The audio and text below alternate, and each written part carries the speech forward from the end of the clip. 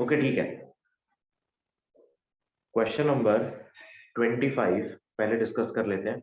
अच्छा, मेरे पास सामने असाइनमेंट खुला नहीं हुआ है, आप एक बार क्वेश्चन नंबर 25 बता सकते हैं क्या है?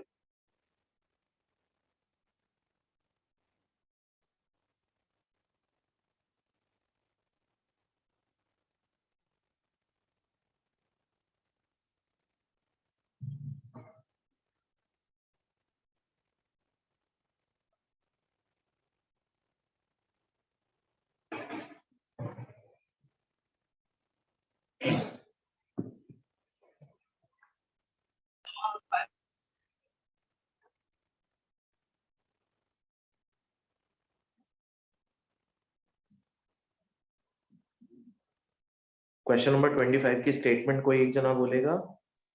So, and converging mirror of focal length 20 centimeter forms an image which is 2 times the size of the object. बस Calculate the possible distance. बस फोकल लेंथ दे रखी है 20 सेंटीमीटर, और क्योंकि मिरर कन्वर्जिंग है तो बेटा फोकल लेंथ नेगेटिव होगी। दूसरी बात, उसने बोला मैग्निफिकेशन 2 टाइम्स। मैग्निफिकेशन 2 टाइम्स होने का मतलब, अब यहां उसने बोला 2 पॉसिबल केसेस आप बता दें जब मैग्निफिकेशन 2 टाइम्स हो तो डिस्टेंसेस क्या होंगे इमेज के। Now these are the 2 possible cases जब आपके पास इमेज मैग्नीफाइड होती है। ठीक बात है। Yes, sir. अब कन्वर्जिंग मिरर के केस में अगर हम मैग्नीफाइड इमेज की बात कर रहे हैं तो यही 2 केसेस होते हैं। लेट्स से ये पहला केस नंबर 1 में आपके पास फोकल लेंथ इज -20 सेंटीमीटर, तो मैग्निफिकेशन यहां पर कितना हुआ? इमेज कैसी बन रही है? इन्वर्टेड। अगर इमेज इन्वर्टेड है तो मैग्निफिकेशन इज -2। ठीक है, Yes, sir. क्योंकि हमने पिछली बारी बात की थी कि अगर इमेज इन्वर्टेड होगी तो मैग्निफिकेशन का फॉर्मूला होता है h2/h1, तो दिस बिकम्स -2 नाउ। तो अब हम यहां से लिख सकते हैं that -2 is equals to -v/u। तो यहां से मुझे वैल्यू मिल जाएगी बेटा, तो this will be +2u is equal to v। ठीक है, Yes, sir.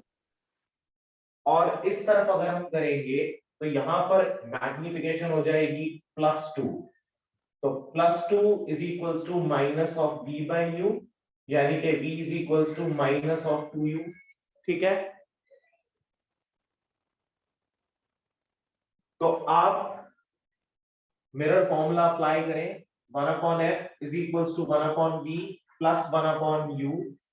focal length is -20 in both the cases, so this is -20 is equal to v की वैल्यू है 2u, बट हमें v निकालना है तो हम u की जगह पर वैल्यू डाल देंगे v/2, तो this becomes 1/v plus 1/v/2।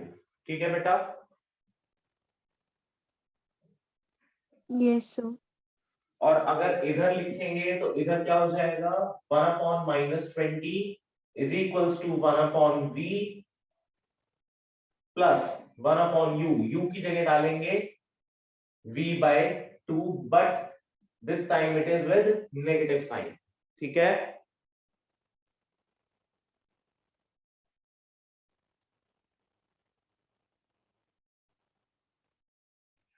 ठीक है बेटा, Yes, sir. ये बात क्लियर है ना कि ये था तो बेसिकली प्लस बीच में, बट क्योंकि ये रिलेशन हमारे पास नेगेटिव आ रहा है तो वो नेगेटिव हो जाएगा, माइनस हो जाएगा, तो अब यहां से v कैलकुलेट हो जाएगा। Yes, sir. So we have 2 possible distances, v का भी और u का भी। ठीक है, तो ये हो जाना चाहिए p/v अपॉन -20, तो v की वैल्यू आ जाएगी -60 सेंटीमीटर। अब देखो, फोकल लेंथ 20 थी, सेंटर ऑफ कर्वेचर कितने पे बनेगा? 40 पे, तो इमेज कहां बन रही है? 60 पे। बिल्कुल ठीक आ रहा है। Yes, sir. डायग्राम हमें यही समझा रहा है ना कि दिस इज एग्जैक्टली करेक्ट। और अगर आप यहां पर देखें तो this is -1/20 is equals to 1 - 2 upon v, यानी के -1/v। तो v की वैल्यू 20 आ जाएगी, प्लस वो इस तरफ बनेगा। ठीक है बेटा? Yes, sir. तो आई होप कि क्वेश्चन नंबर 25 सबको क्लियर हो गया होगा। Yes, sir. Yes, sir. नमन क्लियर है? Yes, sir. Angela? Yes, sir. चलो ठीक है, तो आज स्टार्ट करेंगे बेटा नेक्स्ट पार्ट। और लास्ट टाइम हमने देखा था कि how we can form the ray diagrams of concave mirror. आज बात कर लेते हैं एक कॉन्वेक्स मिरर की भी, and then concave and convex lenses के रे डायग्राम्स की बात करेंगे। इसको यहां से क्लियर कर दूं, उतारना तो नहीं है? No, sir. ठीक है।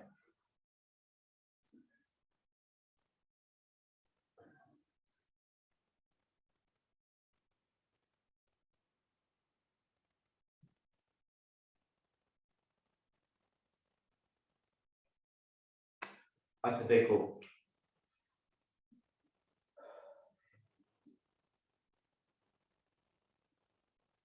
Convex mirror. अब बेटा कॉन्वेक्स मिरर में हमारे पास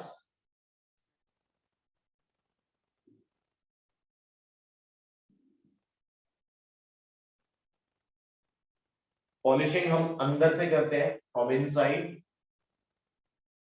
लेट्स से कि object is placed somewhere here, so first ray moves parallel to the principal axis. क्या करेगा? डाइवर्ज कर जाएगा। अगर ये डाइवर्ज करता है तो आप इसको बैकवर्ड्स एक्सटेंड करो, तो the point at which it cuts the principal axis is the point of focus. और जितनी दूर आपका फोकस होता है उतनी ही दूर आपका सेंटर ऑफ कर्वेचर। यहां से एक डॉटेड लाइन पास कराएंगे क्योंकि ये वर्चुअल है। तो this is the point where the two rays meets, is the position of image. ठीक है? Yes, sir. अब जहां पर आपके पास this is object A B and this is your image A dash B dash, तो फोकस ये है, this is your centre of curvature. अब इसकी फाइन कन्वेंशंस की बात करें, पहले इसके नेचर की। नेचर कैसा होगा इमेज का? Virtual, erect and diminished. ठीक है बेटा? Yes, sir. Yes, sir. तो इसका फोकस आपके पास होगा focal length positive, you negative and V positive. Magnification remains the same, minus of v by u is equals to h2 by h1। अब इस particular case में दोनों इरेक्ट हैं, तो आपकी मैग्निफिकेशन मैक्सिमम केसेस में आप क्या लेंगे? With positive sign. ठीक है? And mirror formula remains the same, 1 upon f is equals to 1 upon v plus 1 upon u। Clear है बेटा? Yes, sir. ओके चलो ठीक है। नेक्स्ट बात करेंगे रिफ्रैक्शन के बारे में। और बोर्ड क्लियर कर दूं यहां से?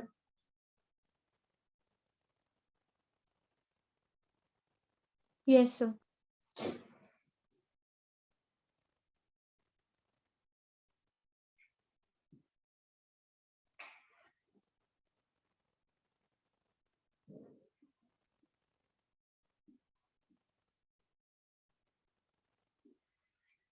Refraction of light.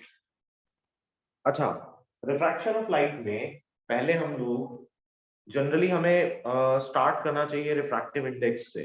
ठीक है? बट रिफ्रैक्टिव इंडेक्स से स्टार्ट ना करके हम पहले, क्योंकि एक ओवरव्यू ले रहे हैं, हम फिर से एक तरीके से जो हमने 10th में पढ़ा हम उसे रिवाइज कर रहे हैं सो दैट कि हमें आगे प्रॉब्लम ना आए। तो हम पहले सिर्फ लेंसेज की बात करेंगे आज, कॉन्वेक्स लेंस और कॉन्केव लेंस के बारे में, कि वहां पर रूल्स क्या होते थे इमेज फॉर्मेशन के, उसके फॉर्मूलाज क्या हैं, ठीक है। जो हमने मिरर्स के लिए डिस्कस किया एग्जैक्टली वही डिस्कस करेंगे, ठीक है। Okay sir. ठीक है बेटा, तो सबसे पहले बात करेंगे लॉज ऑफ रिफ्रैक्शन के बारे में। Laws of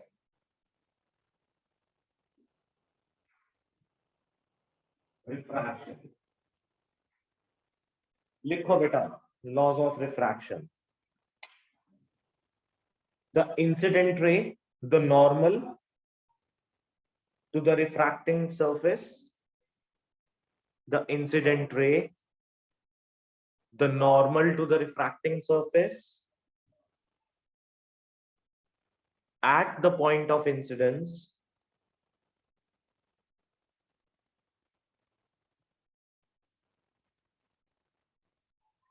and refracted ray all lie in the same plane.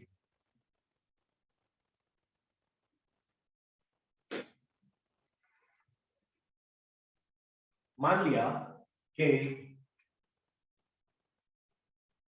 this is an interface which basically separates two different medias. Let's say this is your medium 1 and is called a rarer medium. This is your medium 2 and is called a denser medium. Now let's say कि हमारे पास एक normal है, ये रहा normal. So this is the point of incidence on the refracting surface by the normal. Let's say this is your incident ray and this ray is incident at this point with the normal at an angle of incidence I. अब बेटा होता क्या है, ये rare medium, ये denser medium, तो generally रे किस तरफ मूव करेगी, towards the normal. In case of rarer medium, it moves rarer to denser medium, it moves towards the normal and this is R. But अगर यही आपका refracting surface यानी इन दो मीडियम्स इसी पॉइंट पर अगर सेपरेट हो रहे थे और ये आपका डेंसर मीडियम हो और ये आपका रेयर मीडियम हो, देन बेटा again if this is your incident ray and it makes an angle of incidence I, then after refraction it will move away from the normal and this angle is called angle of refraction. ठीक है? Yes, sir. Now the second point is, लिखो, for a given pair of media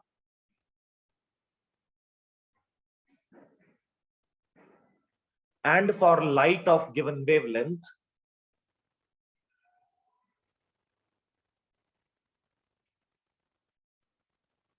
for a given pair of media and for light of given wavelength, the ratio of sine of angle of incidence, ratio हाँ जी, so the ratio of है बेटा, so for light of given wavelength की बात बता दो। हाँ फिर से बोल रहा हूँ, लिखो, for a given pair of media and for light of a given wavelength,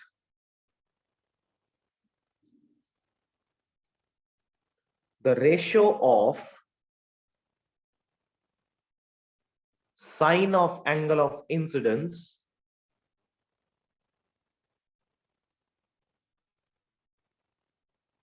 to the sine of angle of refraction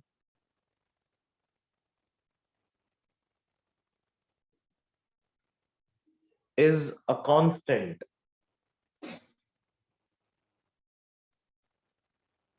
Yani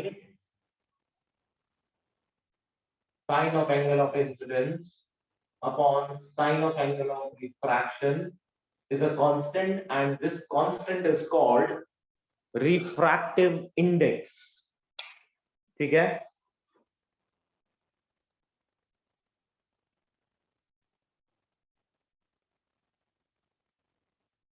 ठीक है बेटा? Yes, Yes, sir. sir. So these are the two laws of refraction, and this particular law is also called Snell's law. और Snell's law ये कहता है that sine of angle of incidence is directly proportional to sine of angle of refraction, and sine of angle of incidence is equal to mu times the sine of angle of refraction. यानी for rarer to denser medium, refractive index from rarer to denser is greater than 1, and for denser to rarer, refractive index from denser to rarer is less than 1.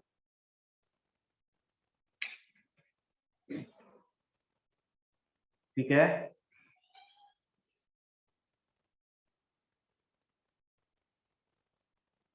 Yes, sir. अच्छा, तो इतना part सबको clear है? Yes sir. ठीक है, तो refractive index के बारे में ज्यादा डिटेल में बाद में बात करेंगे, बट अभी आज हम लोग लेंसेज में किस तरह से रिफ्रैक्शन हम ऑब्जर्व करते हैं और उसके डिफरेंट केसेस क्या हो सकते हैं उनको डिस्कस करेंगे। बोर्ड क्लियर कर दूं?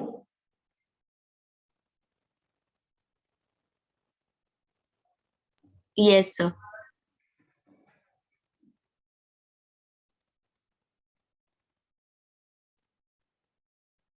अच्छा, जो रिफ्रैक्टिंग सर्फेसेस हमारे पास है, स्फेरिकल रिफ्रैक्टिंग सर्फेसेस, वो दो है बेटा। स्फेरिकल रिफ्रैक्टिंग सर्फेसेस, ये हमारे पास दो है। पहला है कॉन्वेक्स लेंस। कॉन्वेक्स लेंस कुछ ऐसा होता है, ये आपका कॉन्वेक्स लेंस है। अच्छा, जब भी कभी हम लोग कॉन्वेक्स लेंस की बात करते थे 10th क्लास तक, तो हम ये मानते थे कि ये कॉन्वेक्स लेंस कैसा है, thin lens.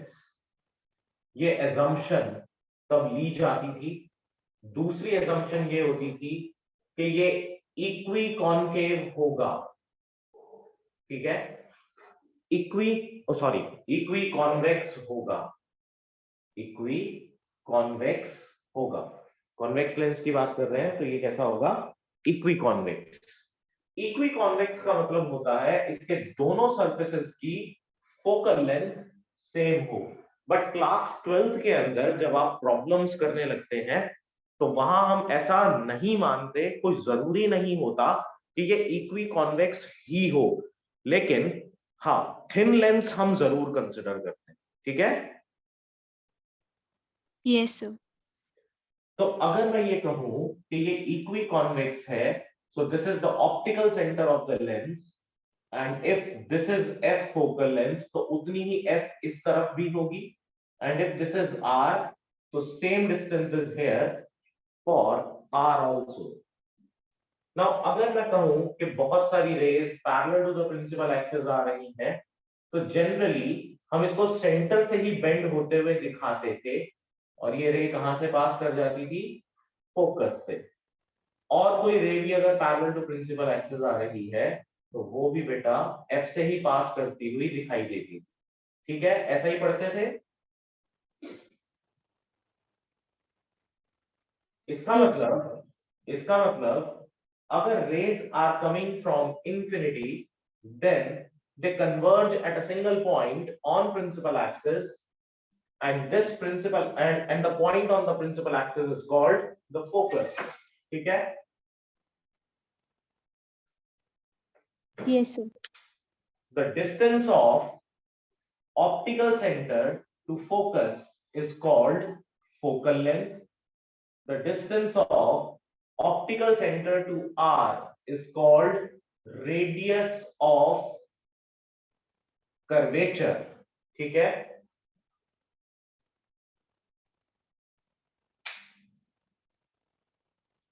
Yes, sir.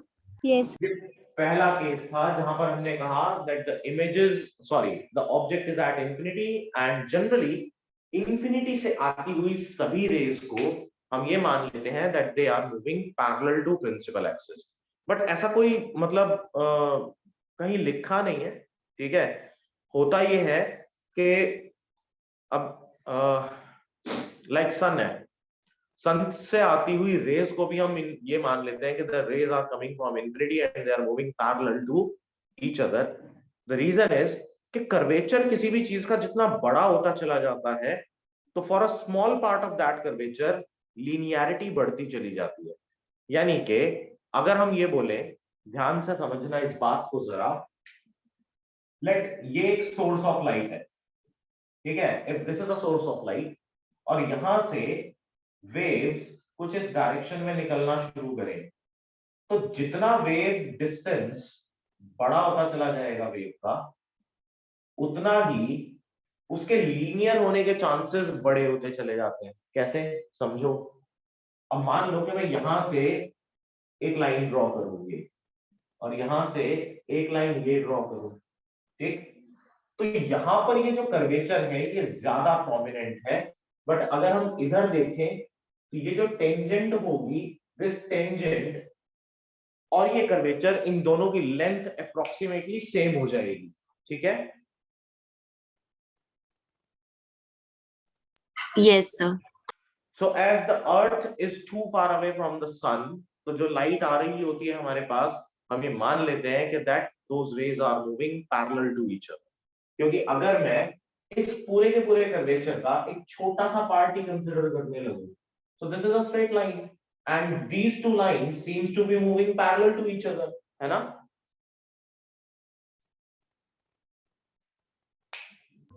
Yes, sir.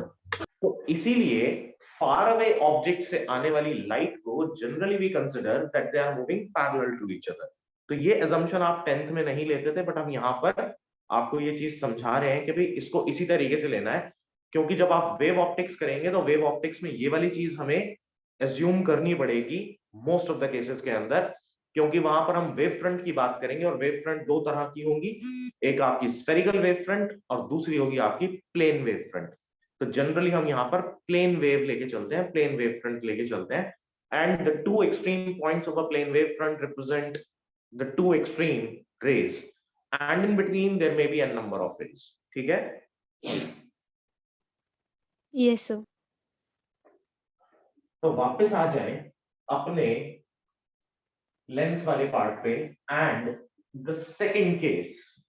Now the second case is again, फिर से हमने यहाँ पर एक थिन लेंस लिया और इस थिन लेंस का ये हमारा principal axis, let's say this is F, this is R, again this is F and this is R. मान लें कि एक ऑब्जेक्ट हमारे पास बियॉन्ड आर पड़ा है, ठीक है? Size of the object is AB and the rules for the formation of image remains the same. Let's say that first ray moves parallel to the principal axis और ये आपका optical centre C, यहां से रे bend करेगी and it will pass through F. ठीक है? तो ये आपकी फर्स्ट रिफ्रैक्टिव रे.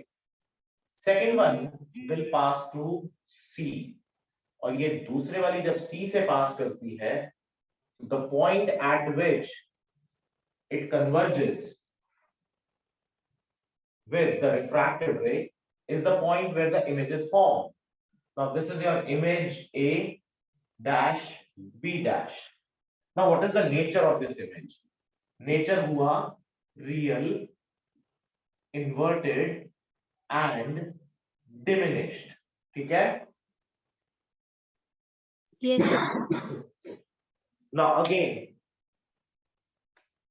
कॉन्वेक्स लेंस का फॉर्मूला होता है बेटा 1/f is equal to 1/v minus 1/u and its magnification is v by u या फिर h2 upon h1 या फिर आप कहें height of the image upon height of the object.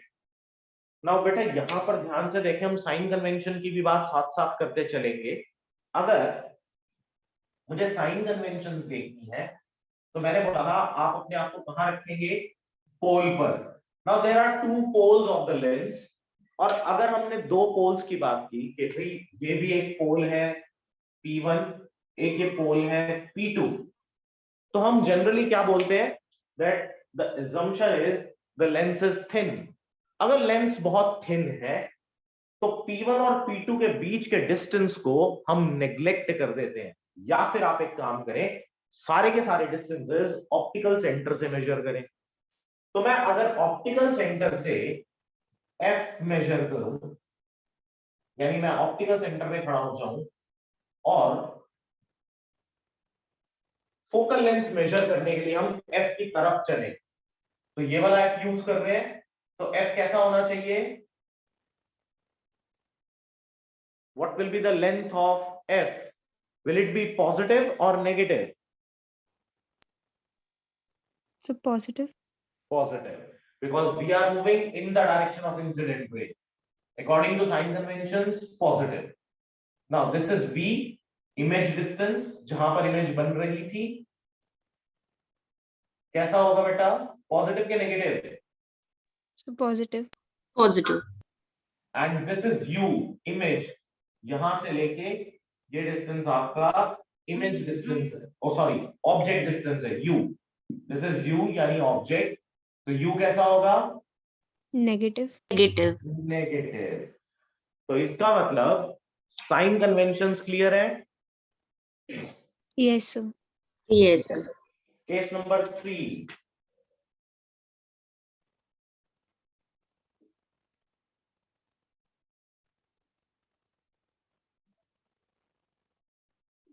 F R F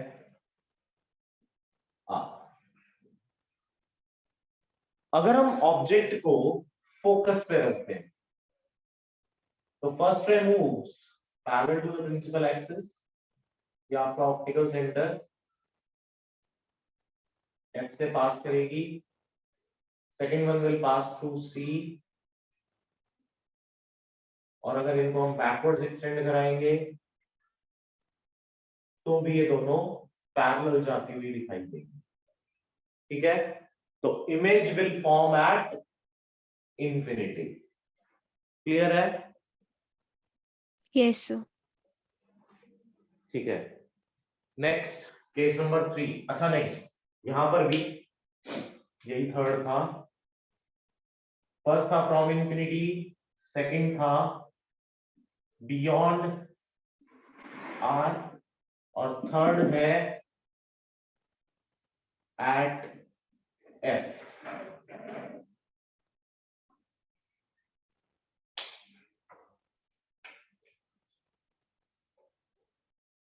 अच्छा, रियल होगा, हाईली मैग्नीफाइड होगा और इन्वर्टेड होगा. ठीक है. Yes, sir. अच्छा, अब आ जाए केस नंबर 4 पे. मतलब केस नंबर 4 इज कि अगर हमारे पास फिर से हम एक थिन लेंस कंसिडर करें और this is the principal axis, ये F R and this is also R. अगर हम ऑब्जेक्ट को R पर रख दें तो first ray moves parallel to the principal axis, will pass through F, second one will pass through C, और image कहां बन जाएगी, R पे ही बन जाएगी. ठीक है, तो ये था at R, A B, this is A dash B dash. Image की characteristics, real, inverted, same size, focal length positive, U negative and V positive are the sign conventions. ठीक है? Yes, sir. Next, between R and F.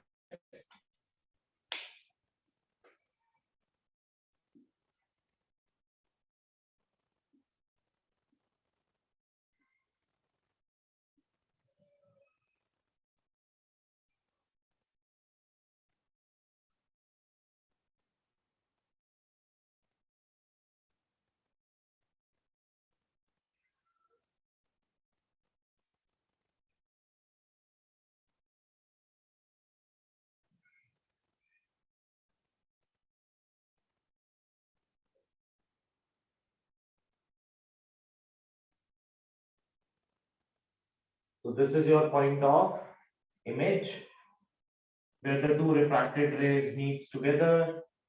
This is A dash, B dash, A, B. Now this is real, inverted and magnified. ठीक है बेटा? Yes, sir. Again, the sign conventions are F positive, U negative, V positive. In the last cases,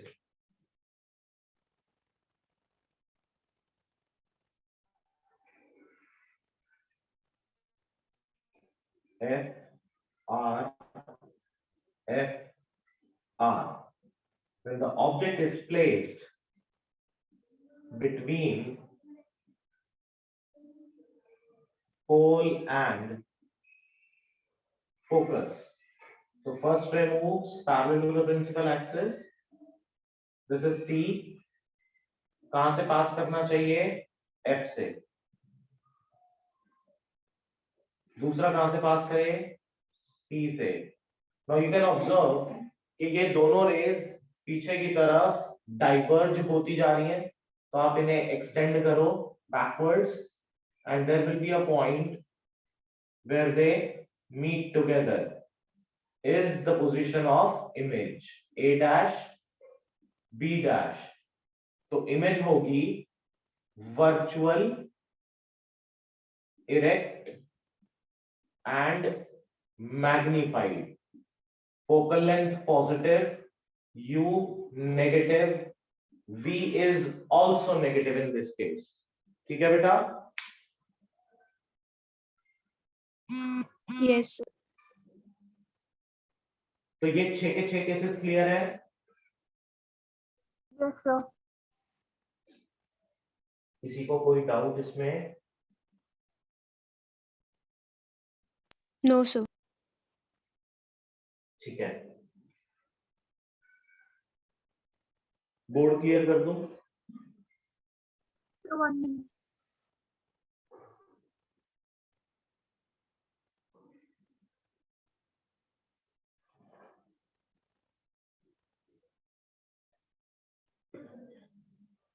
अच्छा, इसके बाद करेंगे एक case concave का and then we will derive the relation for the lens formula. ठीक है?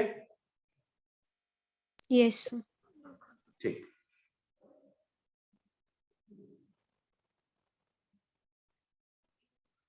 Done, sir. डन. ओके. ये वाला पार्ट यहां से मैं मिटा रहा हूं.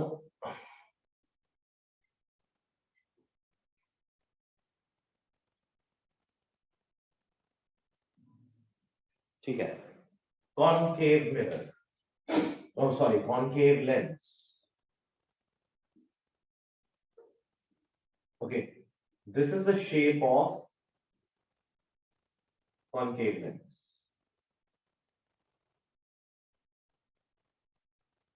This is the optical center C. This is your principal axis. Again, focus and radius of curvature focus and radius of curvature r. अब आप ऑब्जेक्ट को चाहे कहीं पर भी प्लेस करें, कहीं पर भी, इररिस्पेक्टिव कि वो यहां हो या यहां हो, एट एनी पॉइंट मैंने यहां प्लेस कर दिया. First ray moves parallel to the principal axis.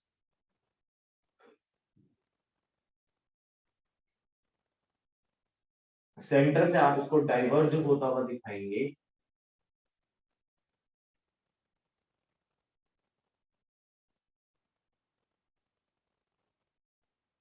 और इसको अगर मैं बैकवर्ड एक्सटेंड करूं, then this will pass through F. अब सेकंड वन कहां से पास होना चाहिए? ऑप्टिकल सेंटर से.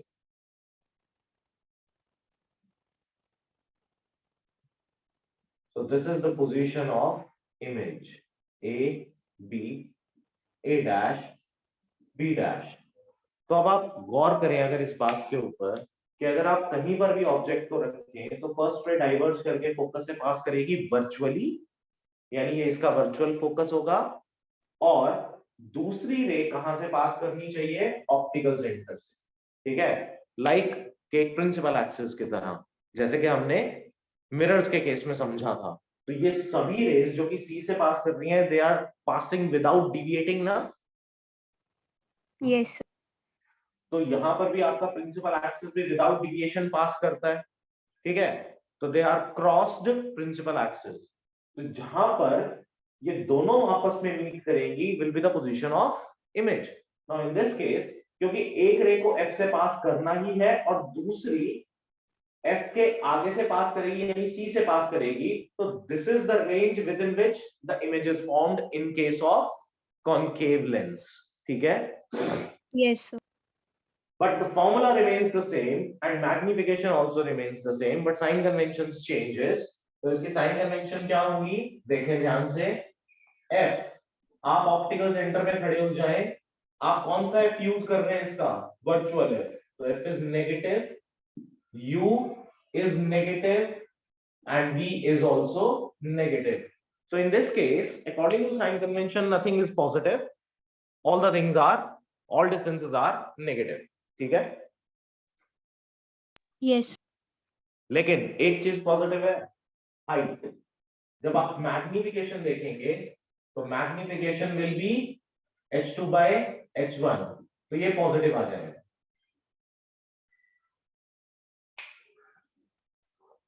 ठीक है बेटा, क्योंकि दोनों इमेजेस इरेक्ट है. ओ सॉरी, इमेज इरेक्ट है किसके रिस्पेक्ट में? ऑब्जेक्ट के रिस्पेक्ट में. ठीक है, Yes, sir. तो आई होप कि यहां से वाली बात क्लियर है. Yes, sir. ठीक है बेटा, तो बोर्ड क्लियर कर दूं? Yes, sir.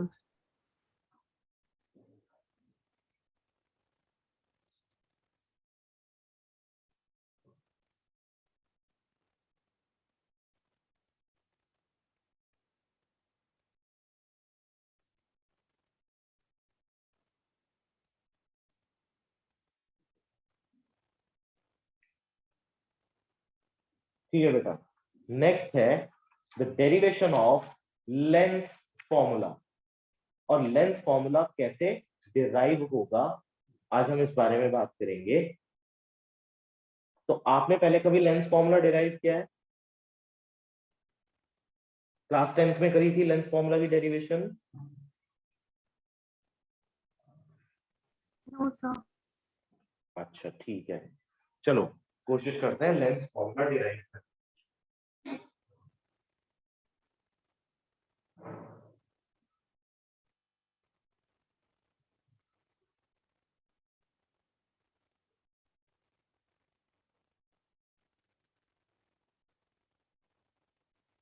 हम एक थिन कॉन्वेक्स लेंस ले लेते हैं और इस थिन कॉन्वेक्स लेंस का ये हमारे पास हो गया principal axis, optical centre C.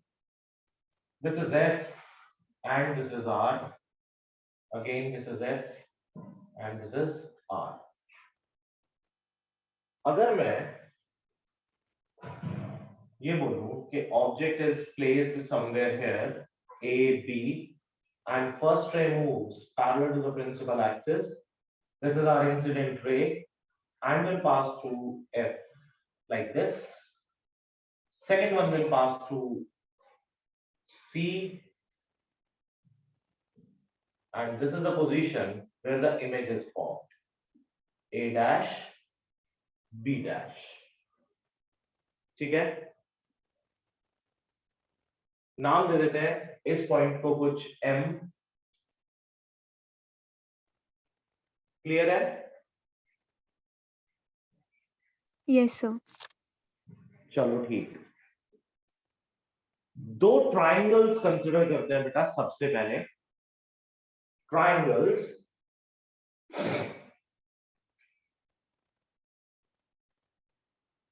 ABC. ABC is similar to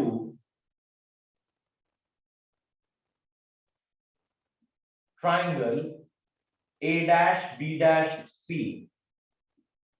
कह सकते हैं ऐसा?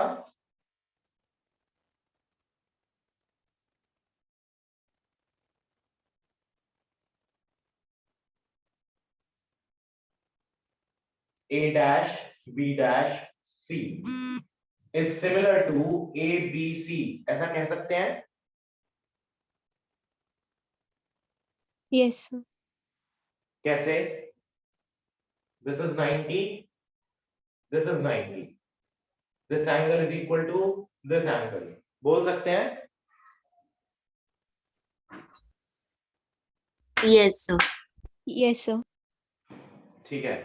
अब सिमिलर ट्राइंगल्स की रेशियोज इक्वल होती हैं, साइड्स की रेशियोज. तो क्या हम ऐसा कह सकते हैं A dash B dash upon AB is equal to A dash C upon CA?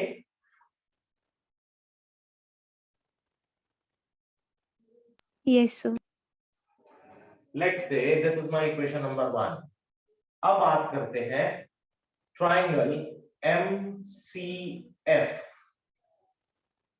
is similar to triangle A dash B dash F. बोल सकते हैं? This is 90, this is 90, and this angle is equal to this angle. Yes, sir. Yes, sir. So again beta A dash B dash upon MC is equal to A dash F upon CF. लिख सकते हैं ना ऐसा?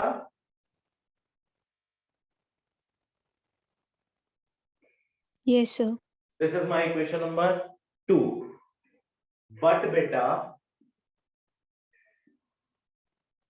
AC is parallel to BM and AB is equals to MC.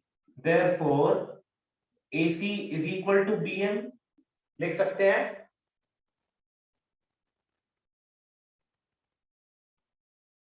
Yes, sir. Yes, sir. ठीक है, तो हम यहां पर MC की जगह पर AB पुट कर सकते हैं इक्वेशन नंबर 1.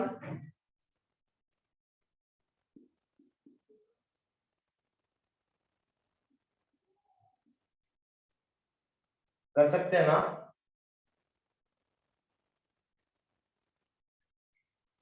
Yes, क्या sir. काम करें, 2 में पुट कर दें. In equation 2 put AB is equal to MC. तो आपके पास बन जाएगा A dash B dash upon AB is equal to A dash F upon CF. ये बन गई आपकी इक्वेशन नंबर 3. ठीक है? Yes, sir. इतना पार्ट क्लियर है ना सबको? Yes, sir. Yes, sir. चलो कंपेयरिंग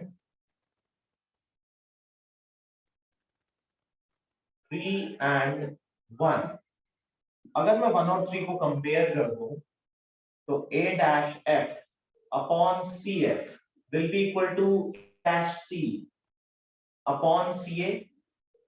ठीक है, देखो a dash b dash upon ab a dash f upon cf के बराबर है, but a dash b dash upon ab is also equal to a dash c upon ca। तो हमने दोनों को इक्वेट कर दिया। Yes, sir. ठीक है, अब बेटा विद साइन कन्वेंशंस हम पुट करेंगे कि क्या चीज क्या है। ध्यान से देखें, a dash f या f a dash, a dash f या फिर f a dash। f a dash को आप क्या लिख सकते हो, इसको आप लिख सकते हो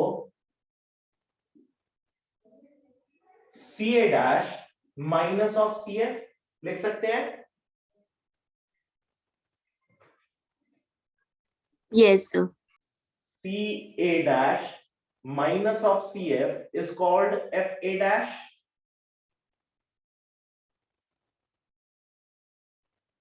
तो ये हो जाएगा C a dash minus CF upon CF, ठीक है, is equal to A dash C, या फिर आप इसको लिख लें C a dash, एक ही बात है, अपॉन C a। अब बेटा देखो C a dash क्या है, C a dash V कैसा है, पॉजिटिव। C f क्या है, फोकल लेंथ कैसी है, पॉजिटिव। ठीक है, C a क्या है, U कैसा है, नेगेटिव, है ना। Yes, sir. ये सभी वैल्यूज उठा के यहां डाल दें तो V minus F upon F is equal to C a dash V upon minus U, लिख सकते हैं। Yes, sir. तो आप इसको ऐसा लिख सकते हो, minus of UV plus of UF is equal to VF। Yes, sir. अब एक काम करो, इस इक्वेशन को UVF से डिवाइड कर दो ऑन बोथ साइड्स। तो dividing by UVF on both sides, तो आपके पास बचेगा minus of UV upon UVF plus of UF upon UVF is equal to VF upon UVF। ठीक है, देखो जरा, UV से UV कैंसिल आउट हुआ, UF से UF कैंसिल आउट हुआ, VF से VF कैंसिल आउट हो गया, तो क्या बचा, minus of 1 by F plus of 1 bye V is equal to 1 by U, यही बचा। Yes, sir. Yes, sir. Minus of 1 by F को इधर ले जाओ और इसको इधर ले आओ, तो बेटा 1 bye V minus of 1 by U is equals to 1 by F। Derive हो गया। Yes, sir. Yes, sir. Yes, sir. तो लेंथ फॉर्मूला डिराइव हो गया। इसी तरीके से आप चाहें तो मिरर फॉर्मूला भी डिराइव कर सकते हैं by using the concept of similar triangles. इस डेरिवेशन में किसी को कोई प्रॉब्लम तो नहीं है? No, sir.